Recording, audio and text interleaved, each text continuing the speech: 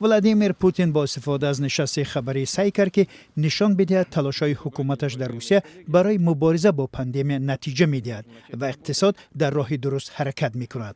و از مردم خواست که واکسن بگیرند. و ما ضرور است مسئولیت عمومی حاصل شود تا 80% واکسن بگیرند و امیدوارم سال آینده یا تا پایان چهارک اول و یا چهارک دوم به اینجا می‌رسیم. روسیه مثل کشورهای دیگر دست و پا میزند که پیش راه پهن شدن کووید 19 را بگیرد، اما بیمیلی مردم از واکسن زنی مانع این کار شده است. حالا کمتر از 50% اهالی 146 میلیون نفری روسیه واکسن گرفتند، هرچند کشور پیشتر از همه استفاده واکسن را در جهان اجازه داد. کرونا ویروس تا حال در روسیه به بیشتر از 10 میلیون نفر سرایت کرده و 300,000 نفر را کشته است.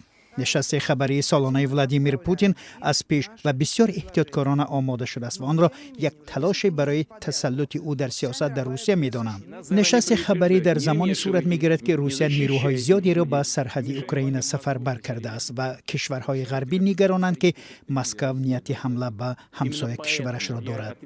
آمریکا، اوکراین و ناتو از فرستادن تقریباً 100,000 سرباز به نزدیکی نیمه‌جزیره کریم اظهار نگرانی کردند که روسیه آن را از اوکراین گرفته به قلمروش همراه کرد. ولادیمیر پوتین در این نشست گفت روسیه از کشورهای غرب ضمانت می‌خواهد که اوکراین هیچگاه عضو ناتو نمی‌شود. حکومت‌های آمریکا و روسیه گفتند که ماه آینده درباره مسائل امنیتی گفتگو می‌کنند.